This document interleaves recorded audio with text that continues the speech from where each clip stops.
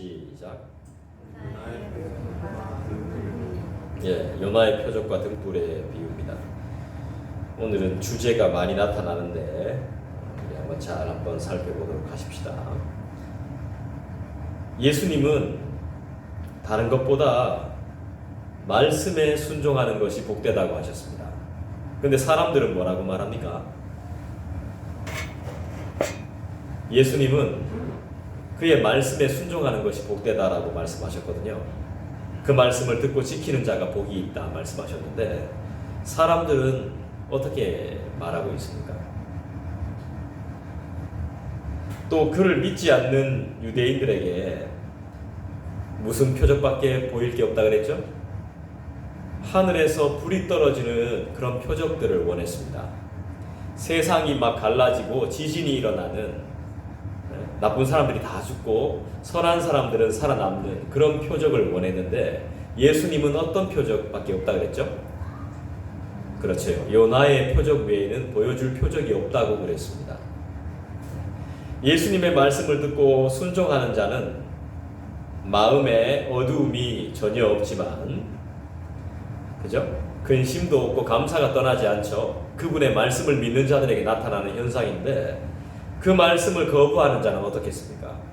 어두움에서 절대로 벗어날 수 없습니다. 그래서 우리는 하나님 앞에 납작 엎드려야 됩니다. 사실 그 외에는 답이 없거든요. 그러면 하나님이 살려주시죠. 말씀을 거부하는 자는 자기 자신이 왕이죠. 말씀을 거부하는 자는 자기 자신이 왕입니다. 이 세상의 근심, 걱정, 염려에서부터 절대로 자유로울 수 없습니다. 내 삶에 내가 주인이 되고 내가 왕이 되면 근심, 걱정에서부터 절대로 자유로울 수가 없습니다. 자, 27절 말씀 한번 보겠습니다. 같이 한번 읽어볼게요. 시작. 이 말씀을 하실 때에 무리 중에서 한 여자가 음성을 높여 이르되 당신을 뵌 태와 당신을 먹인 젖이 복이 있나이다 하니, 이 무슨 말씀입니까?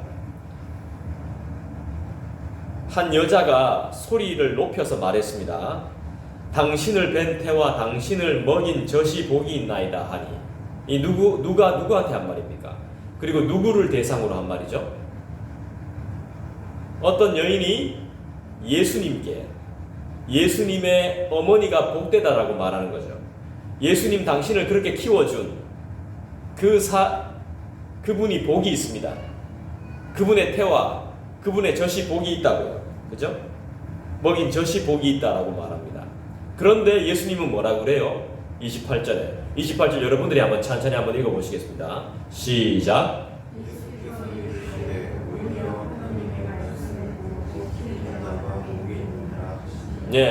당신을 뵌 태와 당신을 먹인 젖이 복이 있습니다 라고 사람이 말했습니다. 그런데 예수님은 뭐라고 말했습니까? 그렇죠. 하나님의 말씀을 듣고 지키는 자가 복이 있다 그랬습니다. 자, 이걸 우리 현실에 적용해 보면 멋진 차와 멋진 집과 아주 잘된 자녀들이 있습니다. 당신은 복이 있습니다.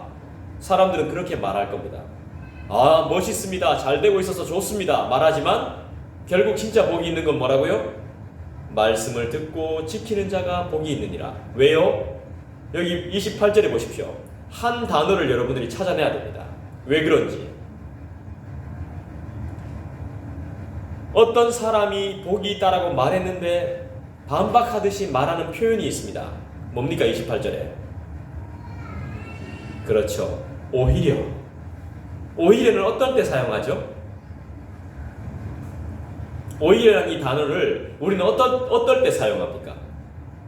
잘 한번 생각해 보십시오. 이 오히려라는 단어는요, 인간의 기준, 인간의 짐작, 인간의 기대와는 정반대를 이야기할 때 쓰는 겁니다. 자, 우리는 어디가 가장 안전합니까? 우리의 삶 가운데. 집에 있을 때 제일 안전하죠. 그죠? 밖에 나가 있으면 어떻게 해요? 안전하지 못하죠. 집에 있을 때가 제일 안전합니다. 그죠? 그래서 집 밖에 나가지 말라 그러죠. 우리 아이들한테. 근데 성경은 뭐라 그래요? 오히려 사망의 음침한 골짜기는 안전하다 말해요. 왜 그렇죠? 사망의 골짜기가 안전하다. 사망의 음침한 골짜기는 안전하다. 안전한 곳이 아닌데 왜 그렇게 말합니까? 여호와 주님이 지키시는 주님이 우리와 함께 하시면 사망의 골짜기도 안전한 곳이 되는 겁니다. 오히려 우리가 안전하지 못하다고 생각하는 곳이 안전한 거죠. 사람들은 다 복이라고 생각했던 것들을 오히려 이렇게 말하는 거죠. 예수님은 그분도 복이 있으시지만 말씀 아래에 있는 너희들이 내 가족이라고 그랬잖아요. 예수님은 누구 보고 가족이라고 그랬습니까? 내 말씀을 듣고 지키고 따르는 자가 내 가족이라고 그랬어요. 예수님께서 분명히 말씀하셨어요. 그 말씀으로 위로받는 자, 그 말씀으로 살아내는 자, 그 사람이 나의 가족이라고 그랬습니다. 예수님은 분명히 말씀하고 계시거든요. 하나님의 말씀을 어떻게 듣고 내 삶에 그대로 지키는 자가 복이 있습니다.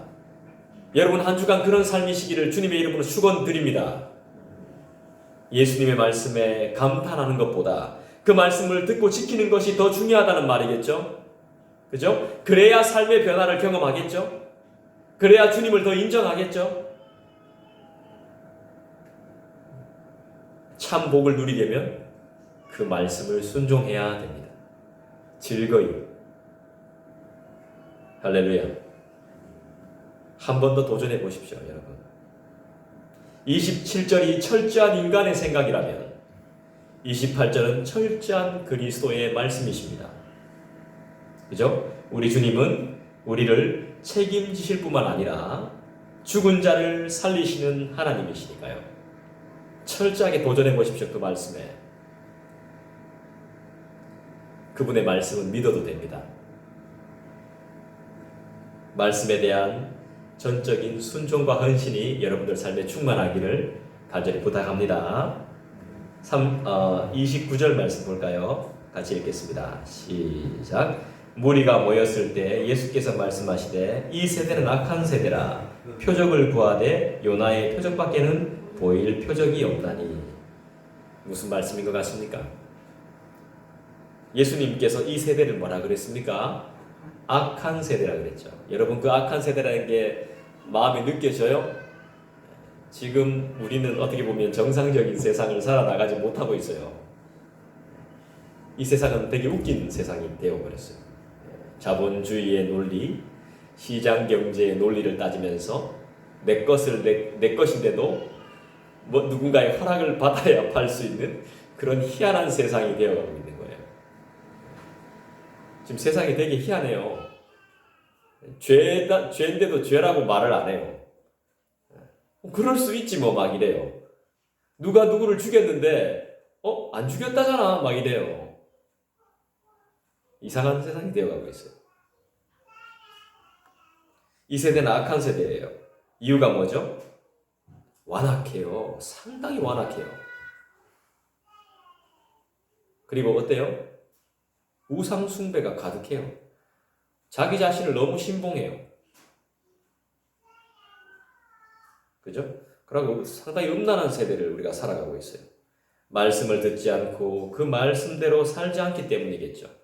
완악한 세대. 그 말씀대로 살지 않고 그 말씀대로 그 말씀들을 듣지도 않고 예수님이 일으키신 기적을 믿지도 않고 인정하지도 않습니다. 다른 더 큰 거를 계속 보여달라는 것이죠. 그런 사람들에게 보일 수 있는 표적은 아무것도 없습니다. 요나의 표적 외에는 아무것도 보일 수 있는 게 없어요. 예수님을 보여달라 하면 보여줄 수 없습니다. 예수님이 나타내 보여주셔야지. 우리한테 계속 그렇게 막 영적으로 방해를 합니다. 보여줄 게 없어요. 우리는. 살려낼 수도 없어요. 다 주님이 하시는 일이기 때문에 우리는 기도밖에 할 수 없는 존재들인 것이죠. 그렇지만 하나님께서 그 기도를 들어주실 줄 믿습니다. 응답해 주실 줄 믿습니다. 30절 보겠습니다. 같이 읽습니다. 요나가 니느웨 사람들에게 표적이 된 것 같이 인자도 이 세대에 그러하리라. 무슨 말씀이죠? 요나가 물고기 뱃속에서 며칠 만에 나왔죠? 그렇죠. 사흘 만에 나왔죠. 사흘 만에 구원을 받아 니느웨 성에 회개를 촉구했던 것처럼 예수님도 사흘 만에 죽었다가 부활하심으로 회개의 표적이 될 것을 말씀하시죠. 이 말씀이요, 예수께서 십자가에 못 박혀 돌아가실 순환을 예고하는 겁니다. 이 말씀을 듣는 사람들은 전혀 몰라요. 지금 예수님이 앞으로 십자가에 못 박혀 돌아가실 거라고, 그리고 부활하실 거라고 가르쳐 주시는 내용이거든요. 근데 이 말씀을 아무도 알아듣지 못합니다. 관심도 없습니다. 이와 더불어서 회개하지 않는 자들에 대한 하나님의 무서운 심판을 알려주고 계십니다. 회개하지 않는 자, 회개하지 않는 자들에 대한 하나님의 심판.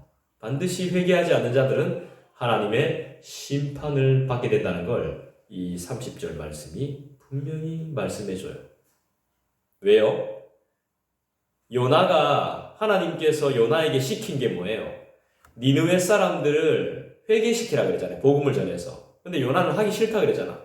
하기 싫다 그래서 도망가잖아요. 그러다가 물에 빠져가지고 물고기 뱃속에 들어가잖아요. 그죠? 니느웨 사람들이 구원받는 게 싫었거든요. 니느웨는 아수르입니다. 아수르 사람들이 얼마나 잔혹한 사람들인지 알죠? 사람 죽일 때 어떻게 죽였는지 알죠? 제가 이야기해드렸잖아요. 살아있는 사람 껍질 벗겨서 죽입니다. 신문할 때. 살려놓고 그대로 막, 그러니까 바베큐처럼 창으로 몸 이렇게 찔러버려요. 살아있는데 그대로 고문할 때. 그런 사람들입니다. 아수르. 니느웨가 그런 곳입니다. 자기 민족을 그렇게 괴롭혔던 사람들한테 복음 전하기 싫다는 겁니다. 요나가. 우리 가족을 해한 사람한테 복음 전하기 싫다는 겁니다. 그 심정인 거예요. 그런데 주님은 전하라고 말씀하세요.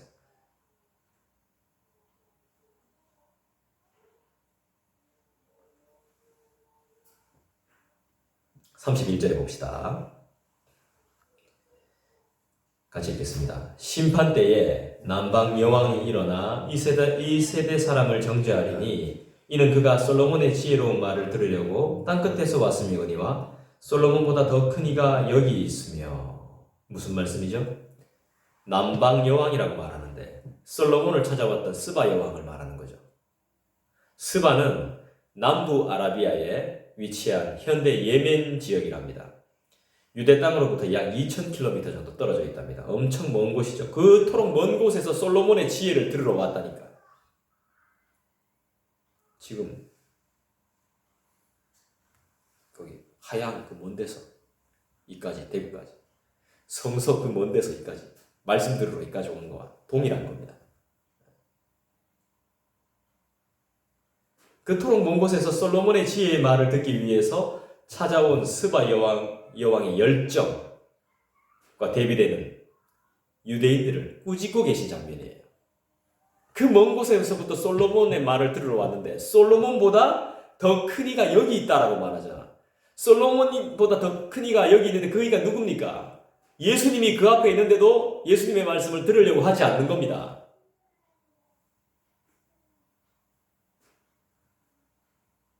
성경의 표현을 빌리자면 스바 여왕은 땅끝에서 왔습니다. 땅끝에서 솔로몬의 이야기를 들으려고, 그 지혜를 들어보려고. 유대인들은 솔로몬보다, 모세보다, 다윗보다 더 위대한 분과 함께 있으면서도 그 말을 듣지 않는 겁니다. 우리는 어떻습니까?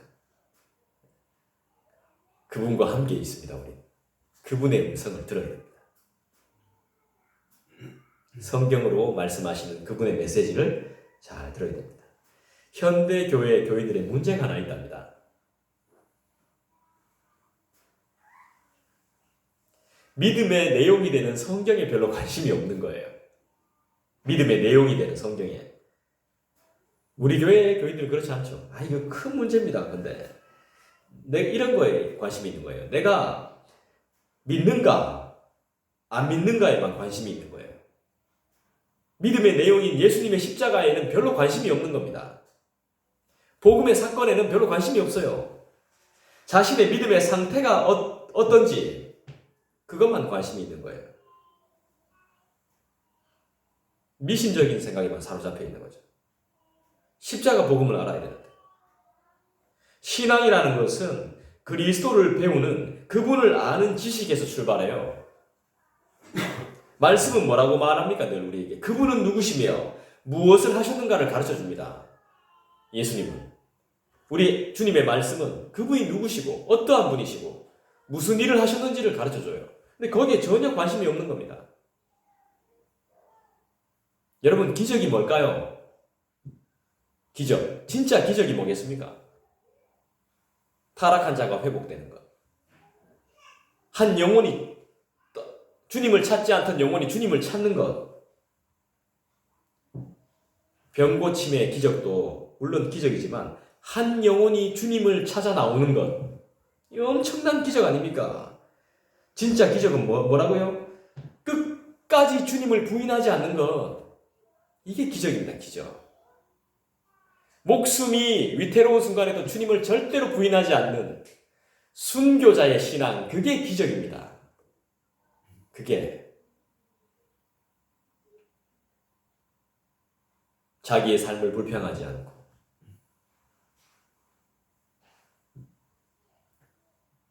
주님으로만 채우는 것. 이것만으로도 충분하고 감사합니다 라고 고백하는 그 믿음이 저는 기적이라고 봅니다. 이 믿음이 없는 것, 이 믿음을 구하지 않는 것이 우리의 문제예요. 문제. 그리고 우리의 삶의 숙제인 것이죠.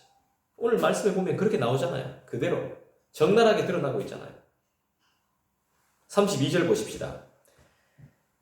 같이 읽습니다. 시작. 심판때에 니느웨 사람들이 일어나 이 세대 사람을 정죄하리니 이는 그들이 요나의 전도를 듣고 회개하였음이거니와 요나보다 더 큰 이가 여기 있느니라. 무슨 말씀이죠? 안 믿는 정말 악한 니느웨 사람들이 우리를 보며 비판할 거란 말이죠. 이 세상 사람들을 정죄할 거란 말이죠. 야, 요나보다 더 큰 이가 거기 계신데 요나보다 더 큰 예수님을 너네가 믿고 있으면서 왜 예수님의 말씀을 듣지 않냐 이 말이죠. 무슨 말인지 알겠습니까? 이 세대에게 권고하는 이야기예요. 경고하는 이야기입니다. 니느웨 사람들은 진짜 극심한 죄인들이었습니다. 그런데 요나의 회개의 선포를 듣고 회개했죠. 며칠 걸려서 복음 전하라 그랬는데 하루만 요나가 그냥 설렁설렁 하진 않았겠지만 사명을 다하지 않았죠. 어떻게 보면 시킨 대로 다 안 했습니다. 3일입니까? 4일입니까? 요나가 복음 전해야 될 그 시간이 한 3일, 사흘 길이라고 하는데 그 길 동안 복음을 전하고 돌아다니는 니느웨 시내를. 근데 그렇게 안 합니다. 단 하루만 딱 전해버려요. 근데 사람들이 막 복음 듣고 막 옷 찢고 마음 찢고 막 회개하고 난리 납니다. 니느웨 사람들이. 와, 내가 그렇게 잘못 살았구나. 내가 그런 악질이었구나. 그런 죄인이었구나 하면서 막 회개하면서 통회해요. 요나보다 더 큰 이가 말씀하시는데 너네들은 왜 마음을 찢지 않고 애통하지 않고 기뻐하지 않는가? 요나보다 더 큰 이, 솔로몬보다 더 큰 이, 모세보다 더 큰 이를 보고 있으면서도 그 말씀을 지금 가지고 있으면서도 왜 거기에 반응하지 않는가? 왜 회개하지 않는가? 이렇게 말씀하고 있는 거죠. 요나보다 크신 예수님이 회개의 선포를 하는데도 듣지 않고 거부하는 유대인들의 악함, 또한 우리의 악함을 지적하시는 말씀인 것이죠. 솔로몬보다 더 큰 이가 누구예요? 유대인의 모습이 지금 내 모습은 아닌지 모르겠어요. 요나보다 더 큰 이가 누구예요? 우리는 그분과 함께 동행하고 있는 거예요. 할렐루야! 33절 보십시다. 같이 읽습니다. 누구든지 등불을 켜서 속에나 말 아래에 두지 아니하고 등경 위에 두나니 이는 들어가는 자로 그 빛을 보게 하려 함이라. 무슨 말씀이죠? 예수님은 자신의 말씀을 어두운 곳을 비추는 빛으로 비유하고 계십니다. 빛을 보게 하려 함이라. 그 빛을 보게 하려 함이라. 33절. 빛은 무슨 역할을 합니까? 어둠을 밝혀서 사람들에게 유익을 주죠. 예수님의 말씀 또한 우리들을 생명과 진리로 인도하기 위해 주어진 귀한 말씀임을 기억하십시다. 말씀은 우리를 생명과 진리로 인도하기 위해서 주어진 것들입니다. 말씀을 들은 자는, 말씀의 빛을 받은 자는 다른 사람에게도 그 빛을 전해야 될 사명이 있습니다. 알고 계시죠? 준비하고 계시죠? 기도하고 계시죠? 화이팅! 자, 34절 보십시다. 같이 읽습니다. 내 몸의 등불은 눈이라. 내 눈이 성하면 온몸이 밝을 것이요 만일 나쁘면 네 몸도 어두우리라. 내 몸의 등불은 눈이다. 이렇게 말씀하고 계시네요. 눈은 뭐 하는 도구입니까? 분별할 수 있죠. 그죠? 가짜인지 진짜인지 봐서 알 수 있습니다. 진리를 분별할 수 있는 눈. 이 눈이 어두우면 어떻게 됩니까? 온몸 전체가 그렇죠. 교정을 해줘야 되고 이 몸이 어두워지는 것입니다. 그죠? 눈이 어두우면. 그죠? 등불이 있어야.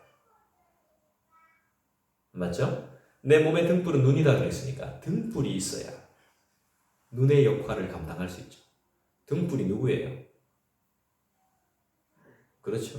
우리 주님이시죠. 등불이 내 곁에 있어야 돼요. 빛이 내 곁에 있어야 됩니다. 그래야 내가 내 눈의 역할을 할 수가 있는 겁니다. 등불이 있어야 어두운 곳을 볼 수 있듯이 영적인 눈이 열려야 진리를 분별할 수 있는 거죠. 그 영적인 눈을 열어주시는 분이 그분이십니다. 내가 여는 게 아닙니다.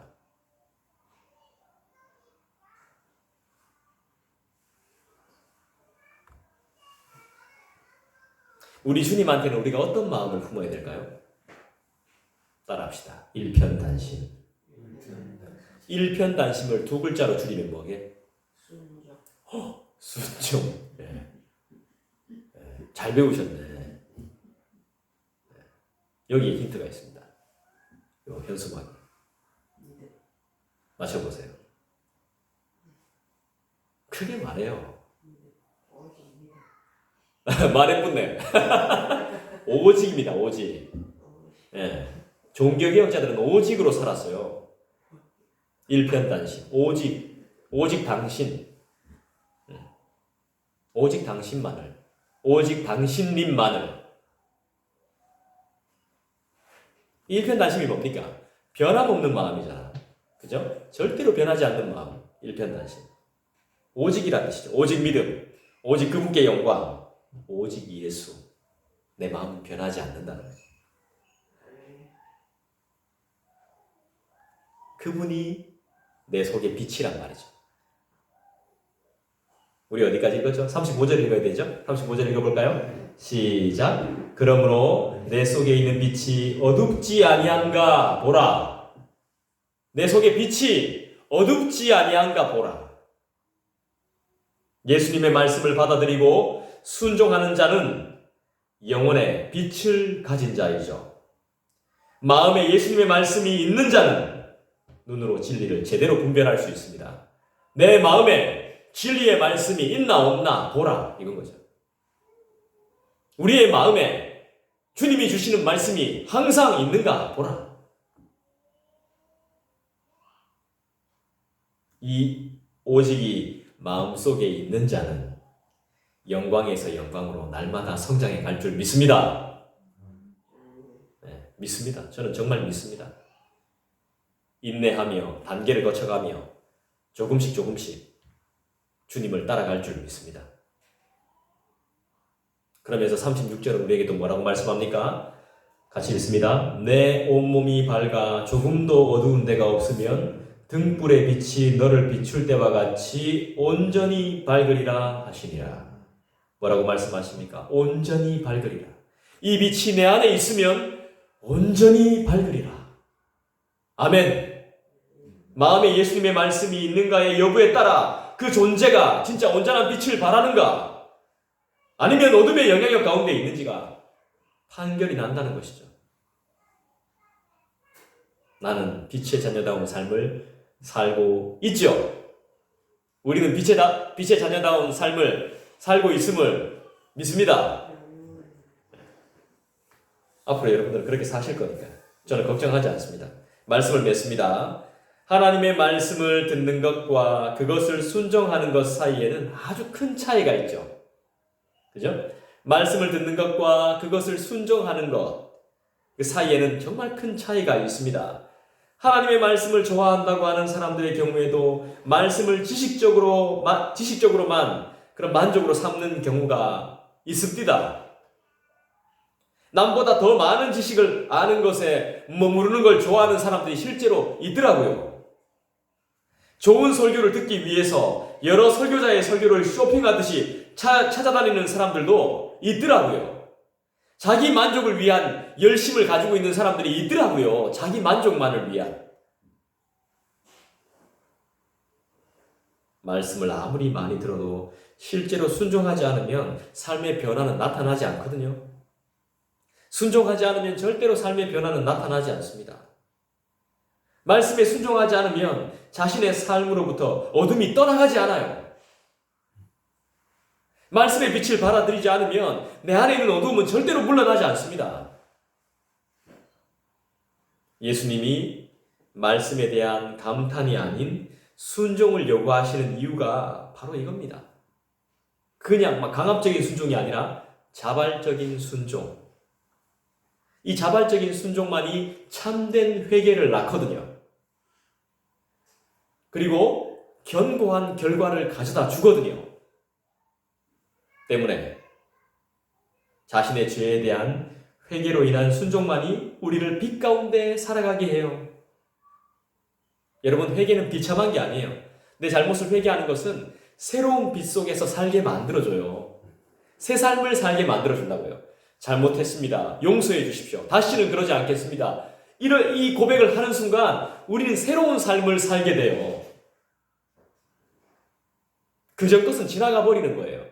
돌아 새 것이 되는 거예요. 회개를 통해서.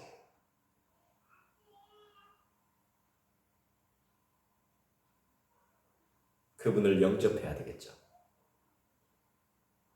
믿어야 되겠죠. 그분을 따라야 되겠죠.